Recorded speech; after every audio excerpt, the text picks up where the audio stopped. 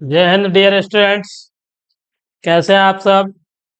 I hope आप सब बढ़िया से होंगे, स्वस्थ होंगे, मस्त होंगे और आप सबकी पढ़ाई भी बढ़िया से चल रही होगी। तो आज एक और नए टॉपिक में आपके जो कक्षा 10 की भौतिक विज्ञान की कंटिन्यूअस सीरीज चल रही है, उसमें पिछले वीडियो में हमने आपको उत्तल लेंस से प्रतिबिंबों का बनना, जिसकी कुल 6 स्थितियां हमने आपको बताई थी।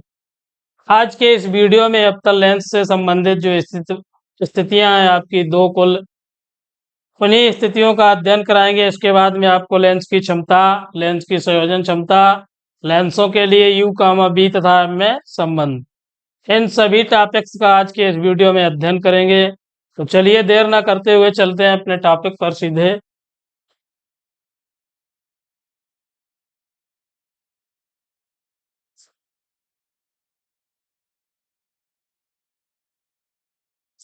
लिखा है अवतल लेंस द्वारा प्रतिबिंब का बनना।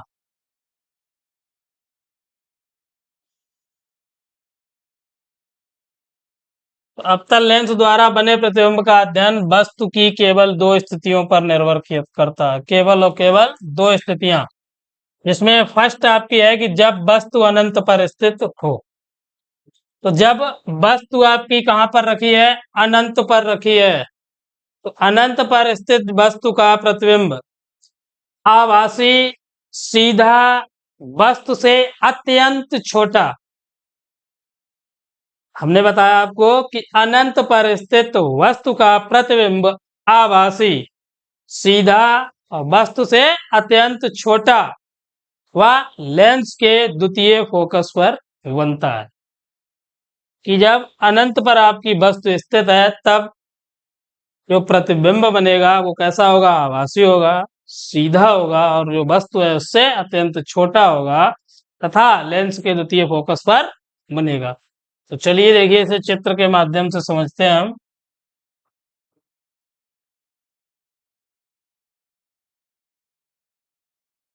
ये रहा आपका अवतल लेंस।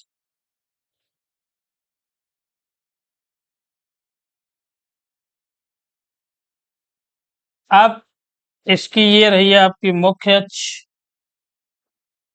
अब वस्तु कहां पर रखी है? अनंत पर। तो हमें वस्तु को अनंत पर रखना है। तो यहां पर कहीं हम रखे लेते हैं वस्तु को। ये रही आपकी ए और बी। ये है अनंत पर स्थित कोई वस्तु। अब देखिए, ये मान लेते हैं आपका द्वितीय फोकस F2 और ये हो जाएगा ट्वाइस F2। इसी प्रकार इधर आपका F1 और F2, F1 sorry twice F1, F2 बोल दिया हमने। अब देखिए, ये आपतित किरण वस्तु से इस प्रकार आएगी। इसी प्रकार दूसरी आपकी ये, आप परावर्तन अपवर्तन के पश्चात ये इस प्रकार निकल जाएगी ऐसे। ये अब इन्हीं दोनों किरणों को हम पीछे बढ़ाएंगे इस प्रकार। ये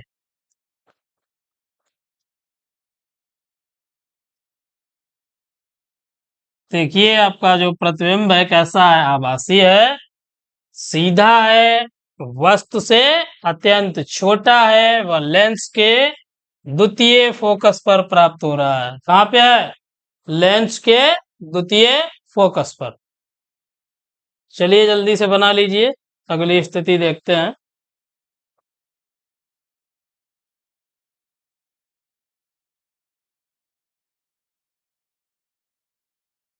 बन गया।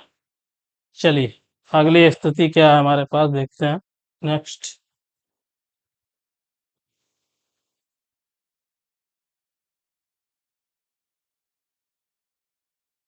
जब वस्तु अनंत तथा प्रकाशिक केंद्र के बीच स्थित हो। वस्तु आपकी अनंत और प्रकाशिक केंद्र के बीच स्थित है। तो अनंत और प्रकाशिक केंद्र के बीच स्थित वस्तु का प्रतिबिंब आभासी कामा सीधा कामा वस्तु से छोटा व लेंस के द्वितीय फोकस एवं प्रकाशिक केंद्र के बीच प्राप्त होता है। ध्यान रखना है कि अनंत और प्रकाशिक केंद्र के बीच स्थित वस्तु का प्रतिबिंब आभासी बनेगा, सीधा, वस्तु से छोटा और लेंस के द्वितीय फोकस तथा प्रकाशिक केंद्र के बीच प्राप्त होता है। चलिए ऐसे भी चित्र के माध्यम से ही समझेंगे हम।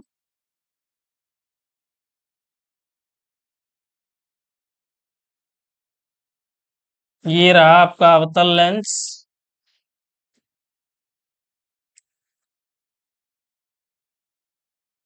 तो ये है आपकी मुख्य अक्ष,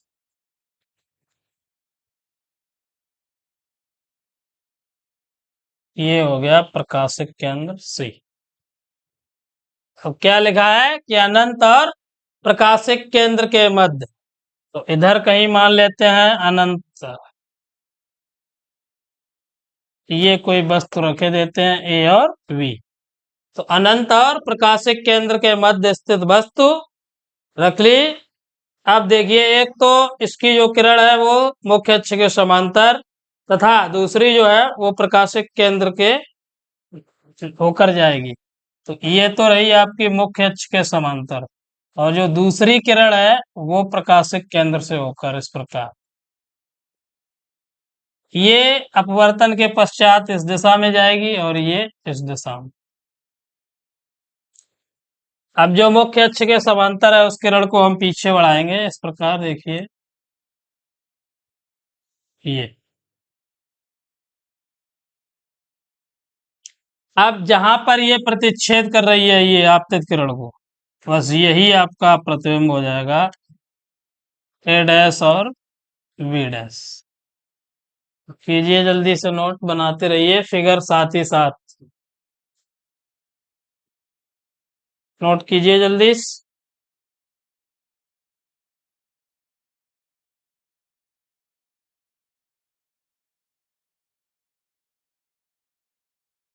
यहाँ पे F2 भी डाल देना द्वितीय फोकस पे। चलिए बन गया।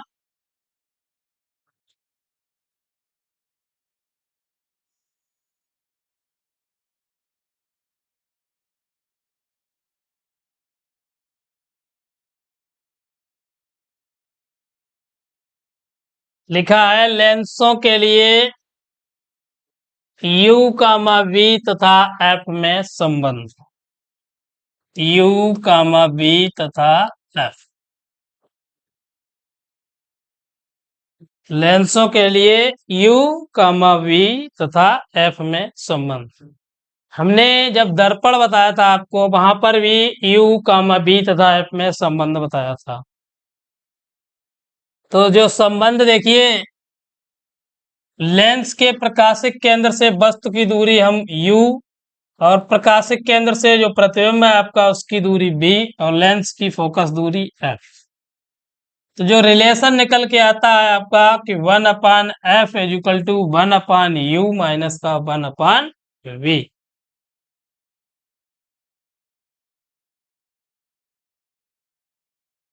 सॉरी मिसप्रिंट है, 1/v है, 1/v माइनस का 1/u। तो लेंसों के लिए u कामा b तथा f में संबंध है आपका, तो 1/f is equal to 1/v minus का 1/u। इसी संबंध को हम बोलते हैं लेंस सूत्र।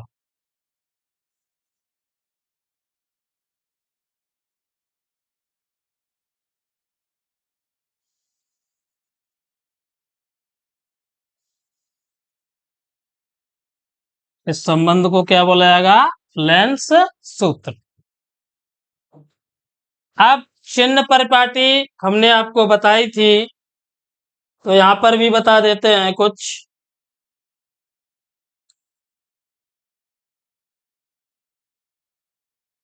जैसे आपकी फोकस दूरी,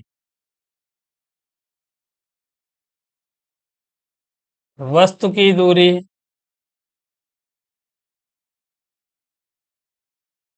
प्रतिबिंब की दूरी,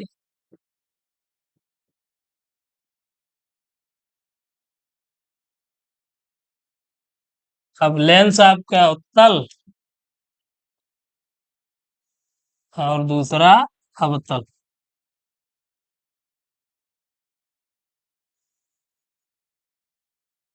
उत्तल लेंस के लिए आपकी फोकस दूरी जो होगी वो प्लस, अवतल के लिए माइनस।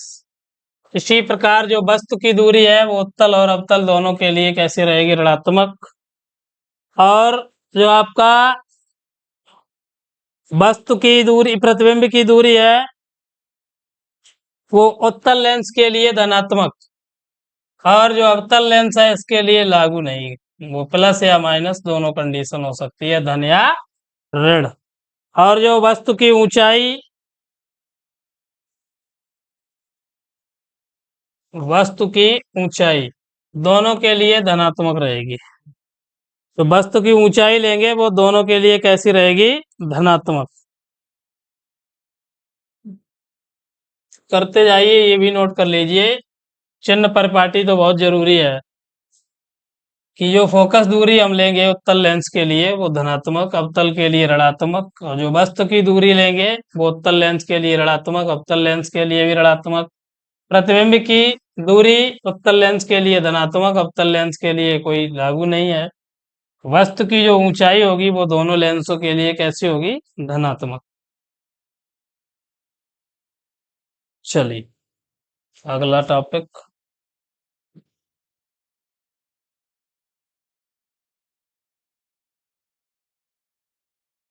रेखीय आवर्धन। रेखीय आवर्धन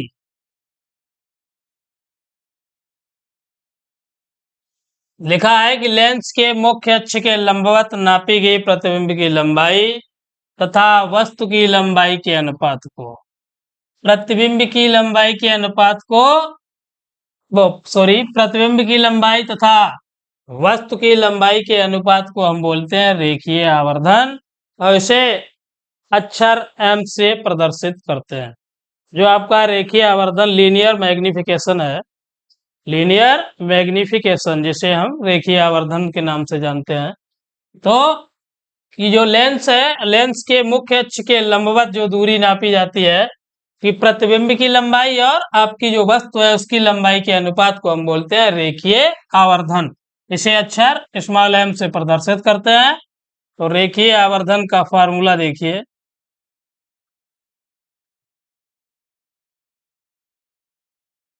रेखीय आवर्धन स्मॉल एम जो कल टू आपका हो जाएगा प्रतिबिंब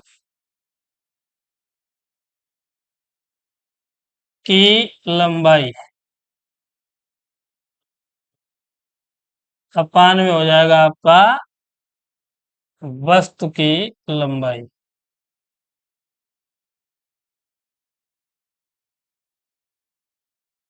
प्रतिबिंब की लंबाई और अपान में वस्तु की लंबाई। अभी जो परिभाषा हमने बताई, परिभाषा के अकॉर्डिंग है कि प्रतिबिंब की लंबाई अनुपात वस्तु की लंबाई, जिसे हम कहते हैं रेखीय आवर्धन। जो प्रतिबिंब की लंबाई से हम एच डैश ले लेते हैं और आपका जो वस्तु है वस्तु की लंबाई एच। या एक और फार्मूला बन जाएगा आपका यहां से, रेखीय आवर्धन एम इज इक्वल टू प्रतिबिंब की दूरी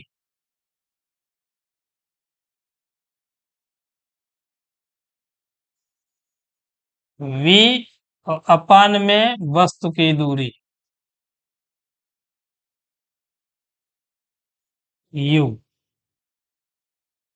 ये पॉइंट आपका बन गया स्मॉल एम बराबर प्रतिबिंब की दूरी बटे वस्तु की दूरी। चलिए नोट कर लीजिए सूत्र जल्दी से।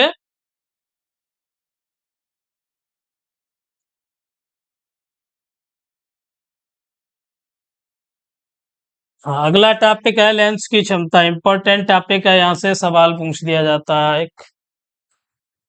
तो लेंस की क्षमता, पावर ऑफ लेंस।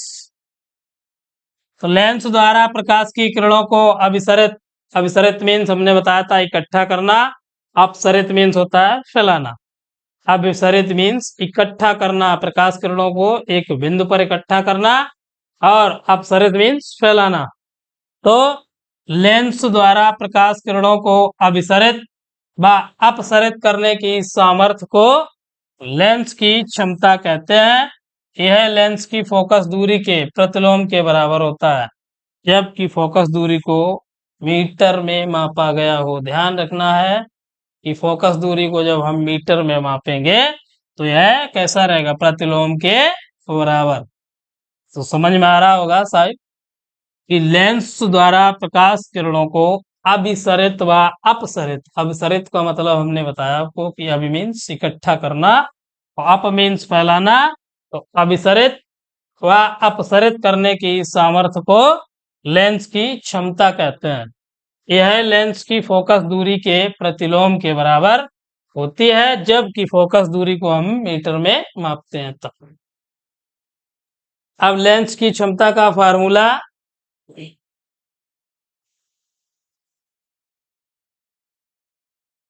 लेंस की क्षमता P पावर बराबर 1/f,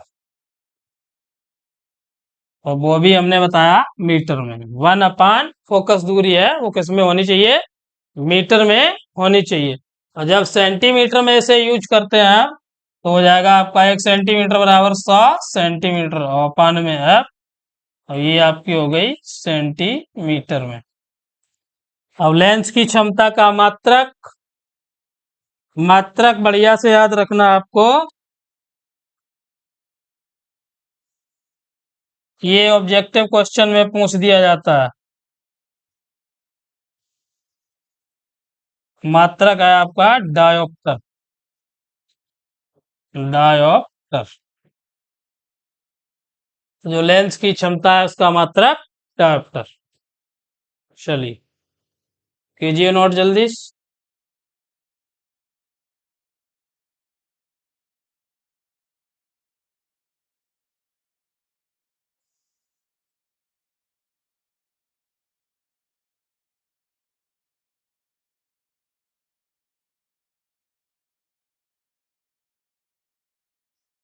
लेंसों के उपयोग, यूजेज ऑफ लेंस। तो लेंसों के उपयोग देख रहे हैं आप स्क्रीन पर। नंबर 1 में लिखा है कि उत्तल लेंस का प्रयोग घड़ी साज, घड़ी के छोटे पुर्जे देखने के लिए करते हैं।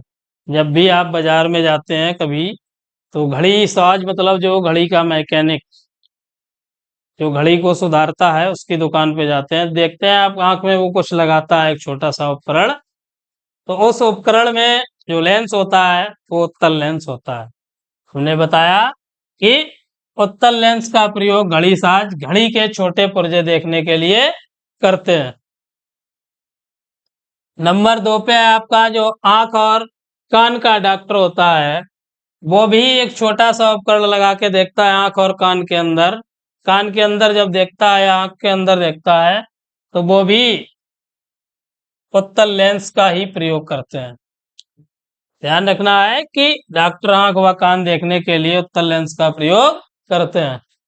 अगला नंबर 3 पे आपका उत्तल लेंस का उपयोग विभिन्न प्रकाशिक यंत्र, अब जैसे आपका दूरदर्शी हो गया, सूक्ष्मदर्शी हो गया, फोटोग्राफिक कैमरे हो गए इत्यादि। दूरदर्शी दूर स्थित वस्तुओं को देखने के लिए, सूक्ष्मदर्शी सूक्ष्म वस्तुओं को देखने के लिए, और जो फोटोग्राफिक कैमरे तो सभी ने देखे होंगे। तो इन सभी कैमरों में भी उत्तल लेंस का ही उपयोग किया जाता है। बाकी जो अपना मानव नेत्र है, मानव नेत्र में दृष्टि दोष दूर करने के लिए हम उत्तल लेंस का ही उपयोग करते हैं। तो ये रहे आपके उपयोग। ध्यान रखना है अच्छे से कि जो भी उत्तल लेंस के उपयोग है, कि पहला उत्तल लेंस का प्रयोग घड़ी साज, घड़ी के छोटे पुर्जे देखने के लिए करते हैं। दूसरा है आपका डॉक्टर आंख व कान देखने के लिए उत्तल लेंस का प्रयोग करते हैं। नंबर 3 पे उत्तल लेंस का उपयोग विभिन्न प्रकाशिक यंत्रों जैसे दूरदर्शी, सूक्ष्मदर्शी, फोटोग्राफिक कैमरे आदि में। लास्ट है आपका मानव नेत्र में दृष्टि दोष दूर करने के लिए। चलिए अब है आपके लेंसों की संयोजन क्षमता। लिख लेते हैं, ये फार्मूला एक आप लिख लीजिए। लेंसों के संयोजन की क्षमता।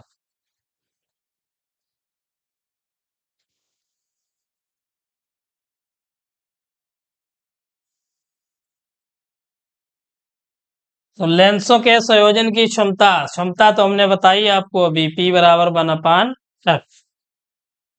तो जो संयोजन क्षमता है इसमें अनेक लेंस आपके जब मिलाकर रखे जाते हैं तो संपर्क में रखे लेंसों की कुल क्षमता उन लेंसों की अलग अलग क्षमताओं का बीजगणितीय योग होती है।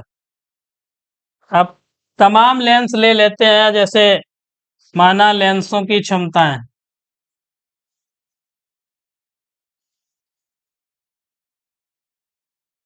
लेंसों की क्षमताएं P1 कामा P2 P3 dot dot dot. अब संयोजन क्षमता निकालनी है हमें, क्या निकालनी है? संयोजन क्षमता। तो जब संयोजन क्षमता निकालेंगे तो इसका बीजगणितीय योग, जो पावर है आपकी लेंस की क्षमता, P बराबर P1 प्लस का P2 प्लस का P3 plus P4 dot dot dot. ये है लेंस की संयोजन क्षमता, P बराबर P1 plus P2 plus P3 plus P4 dot dot dot. चलिए नोट कीजिए जल्दी। अगला टॉपिक आज का देखते हैं।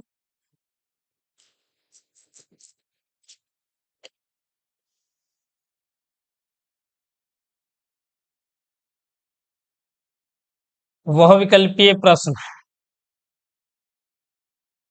अति महत्वपूर्ण है आपके बोर्ड एग्जाम के लिए। हमने पहले से ही सिलेबस में आपको बता रखा है कि 20 नंबर के बहुविकल्पीय प्रश्न आएंगे आपके एग्जाम में। इसमें 7 क्वेश्चंस आपके भौतिक विज्ञान से होंगे, 7 जीव विज्ञान से होंगे और पर्यावरण प्लस 6 नंबर के क्वेश्चन जो होंगे वो रसायन विज्ञान से होंगे। तो इस चैप्टर के जो भी अति महत्वपूर्ण बहुविकल्पीय प्रश्न है उन सभी का अध्ययन करेंगे इस वीडियो। अब आगे हम फर्स्ट क्वेश्चन आप देख रहे हैं स्क्रीन पे, पढ़िए, बढ़िया क्वेश्चन है आपका। यदि कोई वस्तु एक उत्तल लेंस के सामने, यदि कोई वस्तु एक उत्तल लेंस के सामने 2f1 दूरी पर रखी है तो लेंस से प्रतिबिंब की दूरी क्या होगी? फर्स्ट ऑप्शन में लिखा है f2, सेकंड में आपका 2f2, थर्ड है अनंत और लास्ट है 2f2 से अनंत के बीच। तो जो आपका वस्तु उत्तल लेंस के 2f1 दूरी पर रखी है तो प्रतिबिंब की दूरी आपकी 2f2 हो जाएगी।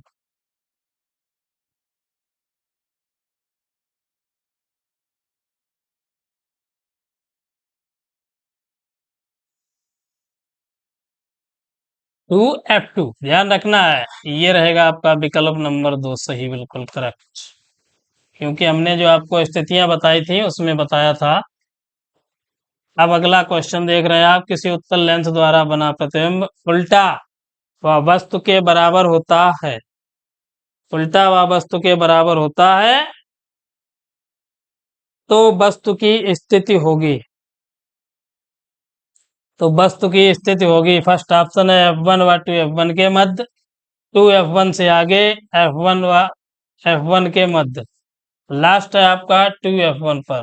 तो जो आपकी वस्तु की स्थिति होगी, ध्यान रखना है, ट्वाइस F1 पर होगी। कहां पर होगी? ट्वाइस F1 पर। चौथा विकल्प बिल्कुल करेक्ट है आपका क्वेश्चन नंबर 2 का। इसी प्रकार नंबर 3 देख रहे हैं आप कि अवतल लेंस से एक वस्तु का प्रतिबिंब बनाता है। इंपॉर्टेंट क्वेश्चन है कि अवतल लेंस एक वस्तु का प्रतिबिंब बनाता है। तो अवतल लेंस जो प्रतिबिंब बनाएगा, देखिए ऑप्शन दे रखा है, फर्स्ट सीधा वास्तविक बड़ा, सीधा आभासी छोटा, उल्टा वास्तविक छोटा, उल्टा आभासी बड़ा। तो इसका जो आपका अवतल लेंस का प्रतिबिंब बनता है वो हमेशा सीधा, आभासी और छोटा। तो ये होगा second option is the correct आपका। थर्ड क्वेश्चन का दूसरा विकल्प सही है आपका, सीधा बनेगा, आवासी बनेगा और छोटा। चलिए नेक्स्ट देखते हैं अगला क्वेश्चन।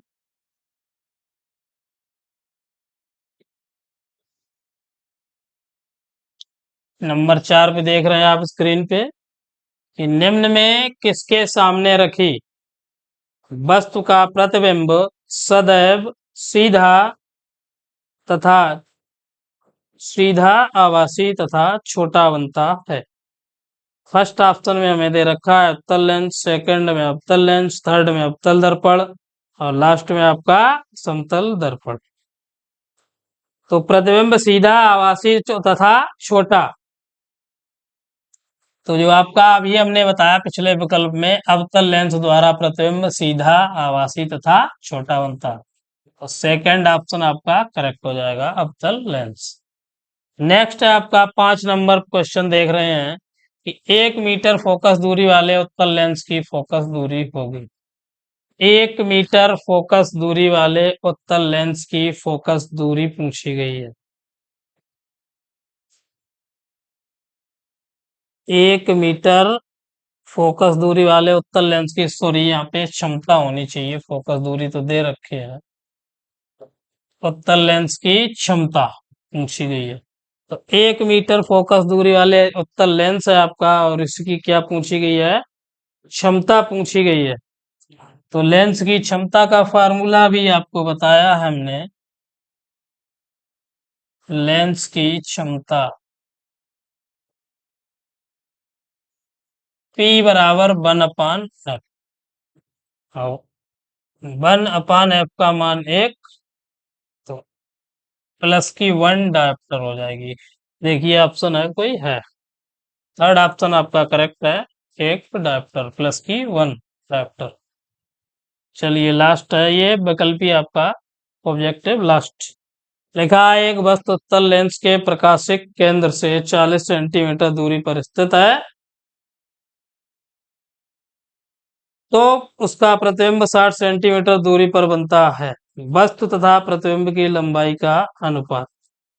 वस्तु और प्रतिबिंब की लंबाई का अनुपात पूछा गया है। तो जो आपका फार्मूला होता है यहाँ पर I/O बराबर B/U।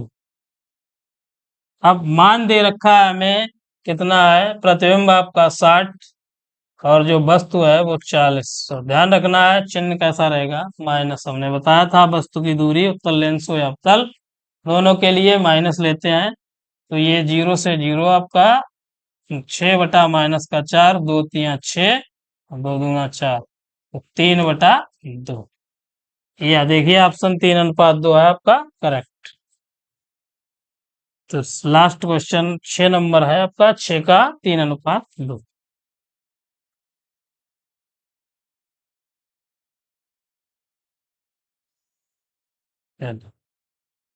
आज के वीडियो में बस इतना ही, मिलते हैं अगले वीडियो में।